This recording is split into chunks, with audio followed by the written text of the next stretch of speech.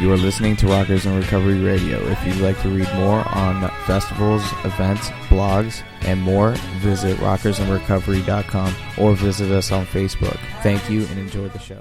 Hey guys, welcome to the show. John Hollis. Another Music in Recovery night here at Rockers in Recovery Radio. We want to thank everybody for tuning in and being a part of the show. Rockers in Recovery Media is dedicated to carrying the message of addiction recovery education, and we do it through music, news, events, festivals taking place within and not limited to the sober communities. You can check out everything you need to know about Rockers in Recovery at rockersinrecovery.com. Click on the About page. Tonight we have some very cool guests. They've been part of Rockers in Recovery for quite a few years now and supporting the Rockers in Recovery Love of Recovery Music Festival. They come out every year, and it's the Crush Band Florida. And these guys, when I tell you that they show up since 2012 to give back to the community, to help reach the community with a message of education, and help us do that through music, and they blister the crowd with their Rush tribute band. They're great guys, and most importantly, I want to bring Vic on the line first. Vic is somebody that is in long-term recovery. We're going to talk for a couple of minutes and then bring the rest of the band on. Vic, welcome to the show, brother. Hey, John, how are you? Good to talk to you. Good, man. Hey, listen, thank you so much for being on the show tonight, but most of all, thank you for supporting Rockers in Recovery again this year at the festival in 2017 on February 11th. You guys rock. No problem. We look forward to it every year, man, being able to give back. You know, we do a lot of benefit shows during the year, Wounded Warriors and such, and all kinds of raising money for cancer. And Rockers in Recovery is one of our favorite events because you guys really put on a big show. And it's awesome to be a part of it. So thank you, too, for having us back every year. Man, listen, it's incredible, and it's great to have you, a part of Rockers in Recovery. You celebrated, last time I talked to you, you had just celebrated like 27 years or something, right?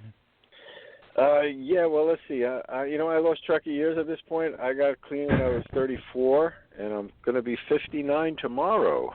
Wow, so congratulations. Tomorrow's Happy my birthday, so thank you. So figure out how many years that is, 34, 44, 54. About 25 years. 25 years, yeah. I got clean on September 17th. That was my clean day. Wow. Yeah. Wow. I remember that, yeah. Yeah, it was, it seems like yesterday, though, I tell you the truth, man. I don't know if that's a good thing or a bad thing, but you know what? It's kept me away from my drugs of choice, and I always say it's nothing like hitting your bottom. You know, if your bottom doesn't kill you, it'll buy you a lot of clean time if it's that bad. And I always say if people are having a hard time and they relapse, then they just haven't really hit that bottom yet. And sometimes that bottom is death. You know, sometimes people don't make it. Their bottom is really, really, really life-ending. You know, so I was pretty much felt dead. You know, when I think back on those days and how helpless I felt and everything, until I actually found recovery and started to follow recovery, I should say, and listen and and follow the suggestions. You know, I always say to me, when you first get in recovery, the steps can be overwhelming for people because they really, they're just trying to get their head on straight, and I suggest to people that, there are always people giving suggestions, there's suggestions and then there's the steps.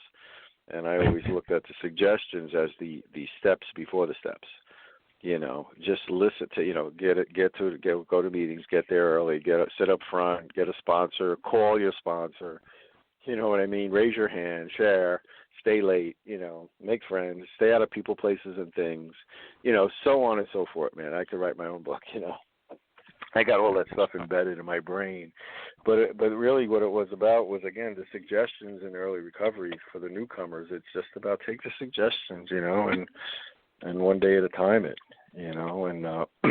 that's really and keep it simple, all these cliches and slogans, I mean, they're part of me,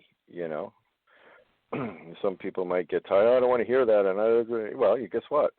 That's your problem. You're not listening. You're not taking heed.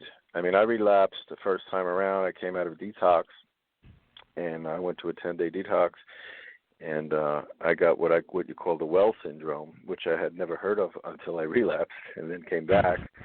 And somebody at the meeting at the coffee machine, when I told them what happened, they were like, "Oh, you had the well syndrome." I'm like, "What's that?" And they're like, "Well, you thought you were well, because I came 10 days out of the detox, and then I had 2 weeks out on the street, working, going to work, got a couple of paychecks in my pocket, was doing push-ups, and feeling good, and as they said, I was feeling well, and there you go. And then I was like, oh, yeah, I could get one, and that was it. And I was out again for 8 months, and then like I said, lo and behold, it was like, well, that was the well syndrome.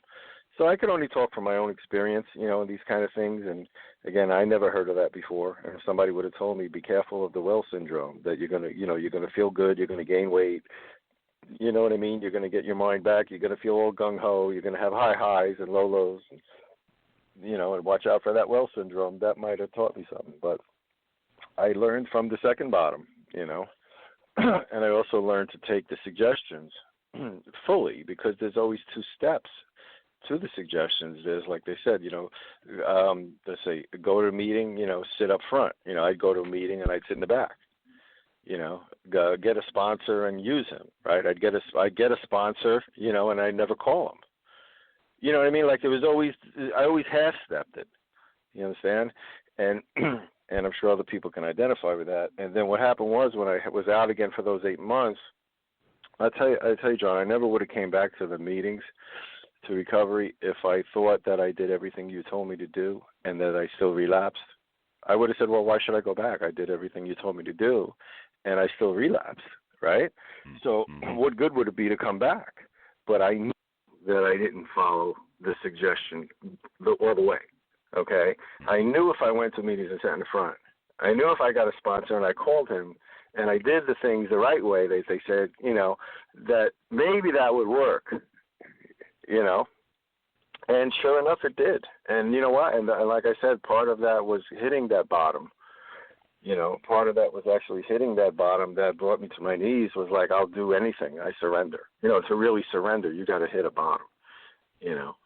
And that's pretty much. And there's a lot of loss in that. I mean, listen, in the end, you can there's a lot of loss that has to take place sometimes. I know for me, there was a whole lot of loss that had to take place, and there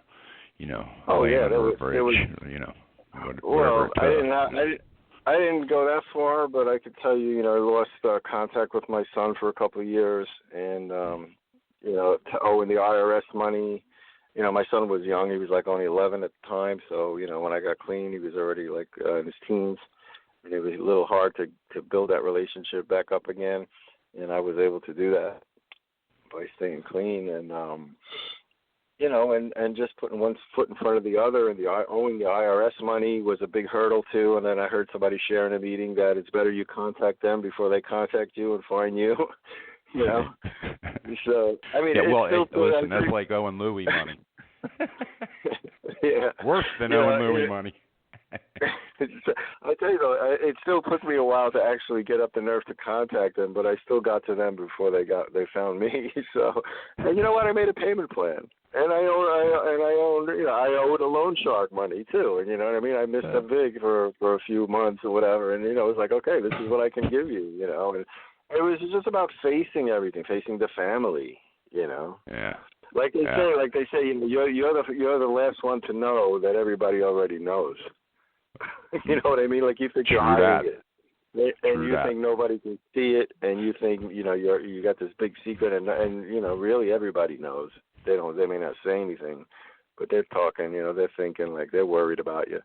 And they hope you snap out of it. And you find your way. And thank God for recovery and for what you guys are doing. That there is a place and there is hope. I wasn't one of those guys that walked into the meetings and was like, because I've seen these people. They walk in and they're like, everybody that's full of shit. I wasn't one of those guys. I would walk in the meeting before I actually relapsed, and I would sit in the back, like I said, and couldn't wait to get out of there to go continue getting high, just so I could tell my wife at the time that I went to the meeting. It's like, yeah, I went. Well, I could say I went, but I went right back to my office at the time and just continued. But I didn't think people were full of shit. That wasn't me. I felt like they were doing it. They had something going on. It was just like I had that shit still calling me. You know what I'm saying? It was like, no, it was too powerful. And it was like, I know what you guys might be doing. It's great. I give you credit, but see you later. And I just wasn't ready. Here's the thing, and this is, and I'm glad that you're sharing your story, because part of what we're doing and what we do every year, but this year is really, really important for us to be able to get the message out here in South Florida, because the education end of this thing, we have upwards of 200 people a day overdosing on opioids and heroin across the country. Right. In South Florida, and and that's overdose deaths. That's deaths per day. Right. When you're looking at just overdoses in August of 2016, Miami-Dade County had 260 plus overdoses in the month of August. So you're looking at a crisis right now that is amazing. You go to a meeting, or you go and you meet somebody that's in recovery, and there is no doubt that people are talking about, oh, did you hear about so-and-so? He just passed away last week. Right. It is so devastating and off the chain that we're looking to get a lot of the family members and people that are out there and are just not knowing what to do with the situation at hand, and bring them in and educate them. And we have educators coming in along with musicians like yourself that are able to, give some hope and maybe give them, a new understanding. That's what this whole thing is about. So on the 10th, February 10th, we're having a meet and greet the night before in Pembroke Pines, which is going to be a full meet and greet. And, of course, you guys are invited. The whole band is invited to come to that. And then the next day we have the festival. So what I want to be able to do is I want to be able to talk with some of the other guys right now and just kind of bring them on, and we'll start talking with the different band members. Who am I speaking with? Hello, who am I speaking with? Hi, this is Jason V. Motion, guitar and vocals in Crush. Hey, Jason, you're on the line with me and Vic. How you doing tonight? Doing good. Yourself? Thank you very much. Thank you for calling in. Thank you for being a part of the Rockers in Recovery upcoming Love of Recovery Music Festival and helping to educate the community. We really, really appreciate it. And most importantly, what you guys, stand for and coming out and supporting Vic and supporting the whole event. No, glad to be part of it. No, too many people in recovery. It's a great cause what you guys are doing. Glad to be part of any cause. Glad to be playing with these guys in Crush, which I've started just this year, really. It's already been, how long has it been, Vic? About half a year already? 4 months? Yeah, I think we're on about 6 months or so. We're on about 6 months with Jason. Jason's a superstar, man. We love Jason. He's like our little brother, Really? And, he's been around the music scene, since you're like 13, 14 years old. Like, we go play gigs, and there'll be people that'll be like, I know him. Is that Jason? Like, I know him when he was 14. Oh, wow. So he's really built a name for himself. Everybody knows who he is, and in the rock community here in South Florida, pretty much. And you guys will get to hear him. He's going to play. We're going to do an hour set, I believe, right? And we're going to do a half hour of Rush for you guys, and then we're going to bring, I'm not sure if we're going to bring Jason on first or after this Rush set, but then we're going to bring Jason out, and, we're going to show you what we're really doing. The Rush thing is like a separate thing from Crush. We have Crush in the 80s, which is what we do with Jason, where we do Guns N' Roses and Iron Maiden and some really good cool rock, and then, then we'll go into the Rush mode, and, and the three guys, Doug and me, Doug and Michael, just pull out some Rush for you guys. So, we do both. It's a little confusing for people sometimes because they get the name. We'll get Rush fans that come to an 80s show, and they're like, I thought you guys were going to play Rush. And we're like, well, this is a tribute show tonight. It's a regular gig. So it's our own fault. We got to actually do something about the name separation. So we'll figure that out. But we're going to give you guys a taste of everything on the 11th. So. And Jason's been a great addition. Yeah, Jason's like one of the coolest guys you'll meet. Glad to be Jason, Great guys. Jason, it sounds like you're part of the family. Yeah, feels like it too. And playing with these guys too. Can't wait to unveil this lineup with you guys in what is it, March? February 11th. Yep, February 11th. Correct. Yeah, can't wait. Well, cool. All right, let's get to the next person on the line. Welcome to Rockers in Recovery Radio. Who am I speaking with? This is Doug Jacobson here. Doug, how are you, buddy? I'm doing pretty good, John. All right, man. Hey, listen, welcome to the show. Doug has been one of the members, of course, that has come every year. And along with supporting Vic and him wanting to be a part of Rockers in Recovery and the Love of Recovery Music Festival. And, Doug, we appreciate you supporting Rockers in Recovery. True pleasure. So let me ask you, Doug, what are you looking at as far as the music set and some of the lineup? You know, Vic was telling us a little bit about it, but let's hear it from your end. What's your favorite thing to do with the band? Well, the greatest thing right now that we brought Jason on is that he can sing really well and play guitar really well. So now we got 2 singers, 2 guitar players. So there's no real rock music that we can't do. You know, it could be Iron Maiden this, it could be, the Boys Are Back in Town, Thin Lizzy that, could be Boston, all this stuff with dual harmonies that there's really no other band in South Florida that we know of that can do that because nobody has like the double guitar attack like we do now. So it's really exciting now. We're just learning tons of new material and really keeping the project moving forward and keeps it interesting. The more stuff you add, the more interesting it gets. You know, when you start learning 30 songs and play the same 30 songs over and over and over, that's when you just get bored of the whole project. But we're about 4 years into this project, and it just keeps getting better and more exciting. And, I guess my only addiction these days is my guitar collecting. That's, I love it. I don't know if they have meetings for that yet. I'm sure my wife would drive me if they did. They might soon. Well, here's the great news. The great news is that you guys, again, you've been huge supporters of ours, and every year you've come since 2012. And, one of the things that I have to tell you is that it's an honor to see you guys every year. It's kind of like, for me, it's like Old Home Week. With some of the bands that keep coming back, and it's just we're all there in camaraderie. And the good news is that we, me and Lori, really thought about it in a long time, and what we came to a decision is you guys never say no, and you've done other things, and you've offered to do other things, and you guys are just a great bunch of guys. And Vic, thank you so much for your support. And you are the Band of the Year for the Love of Recovery Music Festival 2017 Band of the Year. And we want to thank you. It's an honor and a pleasure to have you a part of what we do. Thank you. We're excited, and again, it's an honor for us to be there. So really thank you for giving us a chance to give back. The cool part is that every time, like when I get Vic on the line, Vic really, he talks about recovery and what really, old school recovery was all about, And, it shows up in his music, too. Vic, as band members, you guys probably didn't know Vic when he was active, but Vic, do you see a difference in your music and the quality of your music since you got clean? Well, what happened was it was a progression out of music, really. I mean, as the drug use increased, I started playing less to the point of where I pretty much didn't play throughout the 80s.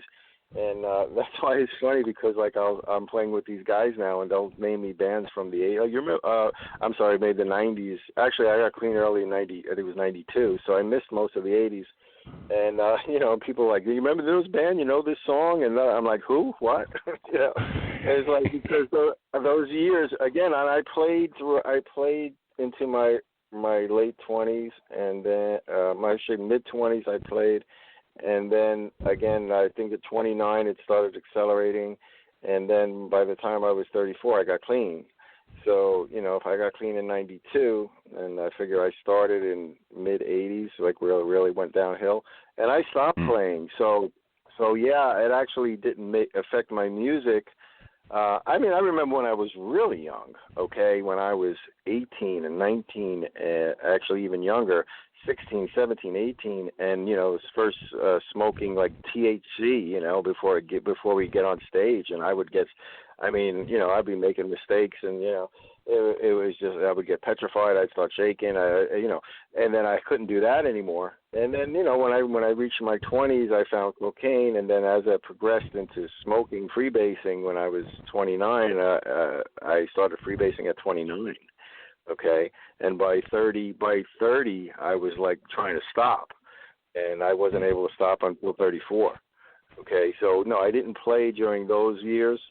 Okay, and then when I got in recovery, what happened was by going to meetings, I started meeting other musicians in the meetings in New York, and then I started playing again. And you know, it was funny because you know the band gets drinks, you know, bar tabs, and you know, I'd be the guy like, you know, I would go outside during the breaks, you know, and my other band members would be drinking, you know. And so it was like, you know, I was very serious about it, and I knew what I had to do, and I would just abstain from everything, you know. Being in, you know, an AA, NA, and all of that other stuff, they have different philosophies. You know, I happen to be in a fellowship that you needed to abstain from all drugs, including alcohol. You know, more people die from alcoholism every year than all the other drugs combined. Absolutely. Got drunk. What's Absolutely. that? Well, so, no, go ahead. Well, anyway, go I started playing then in recovery. You know, when I got clean, I started playing. I hooked up with some guys, and we started playing and doing covers, and you know, and just pretty much kept playing from when I got clean, and it was a beautiful experience. It really was. You know, where in the old days, you know, when I was a teenager, it's like, you know, smoke a joint and like, let's make music, you know, like that kind of thing. Like it added to your creativity and your imagination, and you know, hey, look, some of the best music came out of the 70s and 60s, and all these hallucinogenics were around with Pink Floyd and all these other bands, you know, that they were getting high, you know, so it seemed like the cool thing to do. But what I learned was I don't need to be high to play and enjoy and you know, or do anything. You know what I mean? I don't need to be high to do anything anymore. Whereas back then, it's a crutch, and you feel like you need to do it to do this, or to dance. I got to be drunk, or you know, to talk to a girl, I got to be drunk, or I got to be stoned. I got to be drunk to play. I got to be stoned to play. I got to be stoned to create. No. That's a lie. Beautiful stuff. That's what I learned. See, the cool part is for the other band members. One thing's for sure, guys. I guess Vic's always on time. Yeah, to a fault. Where they hate you. It's hey, when you get clean, it's funny, man, because you always show up. You just show up on time. It's an amazing process how that stuff works, man. I would be like 3 days late for everything I ever did when I was getting high. Right. So, no, hey, listen. You hit that nail on the head, bro. So, listen, we're going to try to bring on Mike one more time. Thank you guys for being on the show tonight, and most importantly, thank you for everything that you do for Rockers in Recovery, and you know, giving us your support. And we look forward to seeing you at the meet and greet on the 10th, and also the festival on the 11th. And again, you guys hang tight, and we look forward to doing more stuff again. All right. Well, we tried to get you involved this past year with stuff up in Maine, and we just couldn't do it. Oh yeah. We're hoping that we can have a budget to be able to do that with this year. That would be nice. So we're looking forward to doing more with you guys. And thank you again, everybody, for being on tonight and being a part of the show.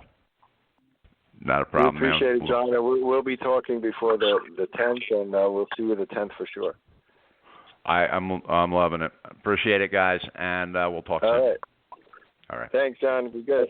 You doing February. Thank you. See you guys. All right, brother. Bye.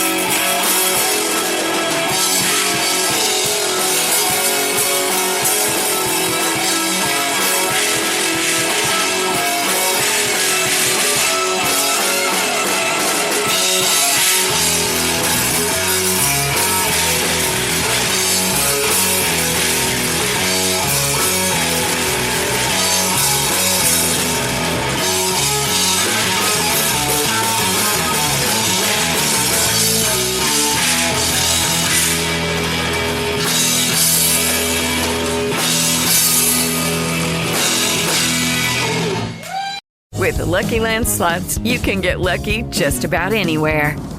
This is your captain speaking. We've got clear runway and the weather's fine, but we're just going to circle up here a while and get lucky. No, nothing like that. It's just these cash prizes add up quick. So I suggest you sit back, keep your tray table upright, and start getting lucky. Play for free at LuckyLandSlots.com. Are you feeling lucky? No purchase necessary. Void where prohibited by law. 18+ terms and conditions apply. See website for details.